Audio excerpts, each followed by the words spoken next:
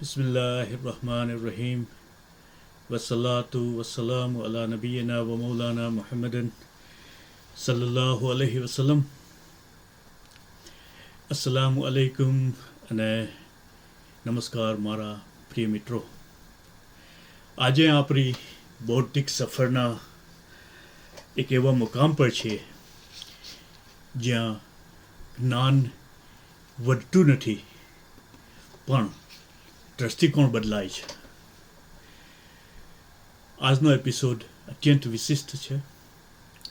ગયા બે ભાગમાં આપણે કન્ટેન્જન્સી આર્ગ્યુમેન્ટને એક ફિલોસોફિકલ લેન્સથી જોઈ, પણ આજે આપણે એ જોઈશું કે આ તર્ક માત્ર પુસ્તકોમાં સીમિત નથી. એનો મૂળ અવાજ, એનું લોજિક અને એનો ઇશારો કુરાન મજીદમાં વર્ષોથી રહ્યો છે. જે મિત્રો સીધા આ એપિસોડ પર લેન્ડ થયા હોય તો એ લોકો આગળના ભાગ 5.1, 5.1 અને 5.2 જરૂર જોઈ લે.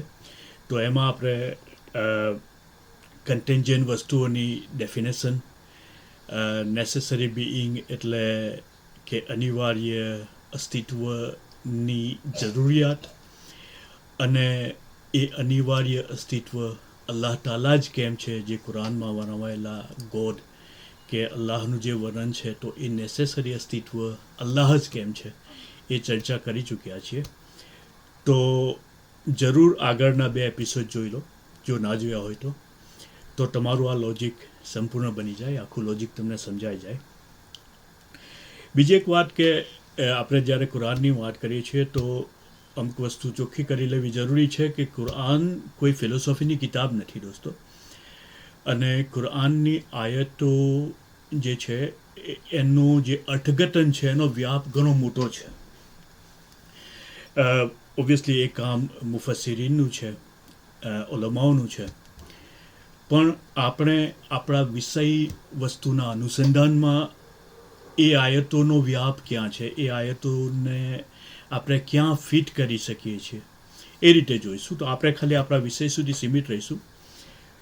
તો આગળ વધીએ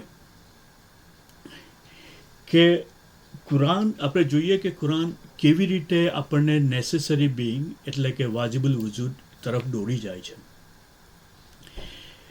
કન્ટેન્જન્સી આર્ગ્યુમેન્ટનું પહેલું પગથિયું શું છે કે આ દુનિયા જેવી અત્યારે છે તેવી હોવી ફરજિયાત નહોતી. બરાબર? તે કન્ટેન્જન્ટ છે એટલે કે આશ્રિત છે. ઓકે, કુરાન આ હકીકત તરફ માનવ બુદ્ધિને વારંવાર ઢંઢોરે છે. આપણે આગળ જોઈશું કેવી રીતે. કુરાનનો તરીકો શું છે દોસ્તો, ખાસ કરીને આ આર્ગ્યુમેન્ટના સંદર્ભમાં, કે કુરાન પહેલાં સવાલો પૂછે છે. બરાબર? આપણને વિચારવા પ્રેરિત કરે છે અને પછી એનો જવાબ આપે છે. તો આપણે જોઈએ કેવી રીતે કે સૂરા નૂરમાં અલ્લાહ તાલા કહે છે 44મી આયત કે તેઓ નથી જોતા કે અલ્લાહ રાત અને દિવસને કેવી રીતે ફેરવે છે. પછી સૂરા અલ ગાસિયામાં આયત 18 થી 20 અલ્લાહ તાલા પૂછે છે કે શું તેઓ આકાશ તરફ નથી જોતા કે તેને કેવી રીતે ઊંચું કરાયું, અને પૃથ્વી તરફ કે તેને કેવી રીતે પાથરવામાં આવી. બરાબર? આ ઘણા પ્રોફાઉન્ડ સવાલો છે દોસ્તો, ફંડામેન્ટલ પાયાના સવાલો છે. અને સૌથી ગહન વાત સૂરે અલ કમરની આયત 49માં છે. તેમાં અલ્લાહ તાલા શું કહે છે કે અમે દરેક વસ્તુને એક ચોક્કસ માપ અને સંતુલન પ્રમાણે બનાવી. બરાબર? એટલે કે દરેક વસ્તુને પ્રપોર્શન એટલે કે સંતુલન અને બેલેન્સ પ્રમાણે બનાવવામાં આવી છે. આ ખરેખર ખૂબ જ ધારદાર છે દોસ્તો. જુઓ કેવી રીતે. વિચારો કે જો કોઈ વસ્તુ માપ અને નિયમમાં હોય, બરાબર, તો એનો મતલબ શું છે કે એ વસ્તુ એ માપ પ્રમાણે એ નિયમને અનુસરીને ઈરાદાપૂર્વક બનાવવામાં આવી છે ને, પ્લાનિંગપૂર્વક. અને એ વસ્તુ પોતે એક્સપ્લેન થવાની રાહ જોઈ રહી છે કે આવી જ કેમ.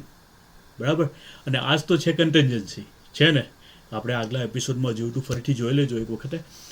અને હવે કુરાન આ પ્રશ્ન પૂછે છે, હવે જે કુરાન પ્રશ્ન પૂછે છે ફિલોસોફીનો પાયો છે. જોજો આગળનો સવાલ. સૂરે ટૂરમાં આયત 35 થી 36 3 સવાલો છે, અને એ સવાલો કોઈ પણ તર્કને આરપાર વીંધી નાખે છે દોસ્તો. જોજો. પહેલો સવાલ કે શું તેઓ કંઈ પર વગર પેદા થયા છે, એટલે કે નથિંગમાંથી પેદા થયા છે? બરાબર. શું શૂન્યમાંથી સર્જન શક્ય છે? નથી ને. પછીનો સવાલ કે પછી તેઓએ પોતે પોતાનું સર્જન કર્યું છે? તો સેલ્ફ ક્રિએશન એ તાર્કિક રીતે અશક્ય છે. બરાબર. અને પછીનો સવાલ કે પછી તેમણે આકાશો અને ધરતી બનાવ્યા છે. તો શું એક આશ્રિત વસ્તુ, એટલે કે એક કન્ટિન્જન્ટ વસ્તુ બીજી કન્ટિન્જન્ટ વસ્તુ બનાવી શકે છે ને? તો આ ખાલી આ જે 3 પ્રશ્નો છે એ કન્ટેન્જન્સી આર્ગ્યુમેન્ટના મૂળભૂત સ્તંભ જેવા છે. કુરાન અહીં તમામ જે ભ્રમિત તર્કો છે એને કોન્ફિડન્ટલી ધ્વસ્ત કરી નાખે છે દોસ્તો. કુરાન આ સૃષ્ટિને માત્ર વસ્તુ નથી કહેતું, ધ્યાન રાખજો, તેને આયાત એટલે કે સાઇન કહે છે. સૂરે આલે ઇમરાનમાં સ્પષ્ટ છે કે આકાશ અને ધરતીની રચનામાં બુદ્ધિશાળીઓ માટે નિશાનીઓ છે. અને સૂરે અલજારિયાતમાં તો અલ્લાહ તાલાએ ત્યાં સુધી કહ્યું છે દોસ્તો કે તમારા પોતાના અસ્તિત્વમાં પણ નિશાનીઓ છે, તમે નથી જોતા? છે ને. સવાલો સવાલો સવાલો સવાલો. બરાબર. તો આ એ સવાલો આપણને વિચારવા પ્રેરે છે. ઠીક છે. આપણે કહીએ છીએ ને કે ધર્મમાં વિચારવાનું ના હોય, પણ એવું નથી. અહીંયા તાર્કિક સવાલો કરવામાં આવ્યા છે અને વિચારવા પર મજબૂર કર્યા છે ને. તો તર્ક બિલકુલ સાદો છે દોસ્તો. સર્જન એટલે કે જે ક્રિએશન છે એ એક નિશાની છે, જેવી રીતે કે કુરાનમાં કીધું. નિશાની હંમેશા કોઈ તરફ ઇશારો કરે છે, અને એ ઇશારો સર્જક એટલે કે ક્રિએટર તરફ છે ને દોસ્તો. રેતી પર પડેલું પગલું જેમ સાબિત કરે છે કે ત્યાં કોઈ ચાલ્યું હશે, તેમાં બ્રહ્માંડ સાબિત કરે છે કે કોઈ નેસેસરી બિઈંગ અસ્તિત્વ ધરાવે છે. અને છેલ્લે આપણે જોઈએ કે કુરાન ઇન્ફિનિટ રિગ્રેસની અશક્યતાને કેવી રીતે સંબોધે છે. આપણે આગળ જોયું હતું કે ઇન્ફિનાઇટ રિગ્રેસ આશ્રિત વસ્તુઓની ચેઇન અંત સુધી હોય અથવા તો અનંત હોય એ વસ્તુ અશક્ય છે. આપણે જોયું હતું. કુરાન કેવી રીતે એને સંબોધે છે એ જોઈએ તો આપણી કન્ટેન્જન્સીની આર્ગ્યુમેન્ટ પૂરી થઈ જાય. હા, તો કુરાન કહે છે કે જો આકાશ અને ધરતીમાં અલ્લાહ સિવાય બીજા દેવો હોત. સૂરે અંબિયાની આયત છે, સૂરે અંબિયાની 22મી આયત છે. અલ્લાહ તાલા કહે છે કે જો આકાશ અને ધરતીમાં અલ્લાહ સિવાય બીજા દેવો હોત, એટલે બીજા ગોડ્સ હોત, એ શું છે? Infinite chain. એક પછી બીજો ગોડ, પછી ત્રીજો ગોડ, પેલો બનાવે. બરાબર. તો એ તરફ ઇશારો છે કે જો આકાશ અને ધરતીમાં અલ્લાહ સિવાય બીજા દેવો હોત તો આ આખી વ્યવસ્થા બગડી ગઈ હોત. છે ને? બરાબર. પ્રોફાઉન્ડ. આ આયતનું લોજિક સમજો દોસ્તો. જો શક્તિઓ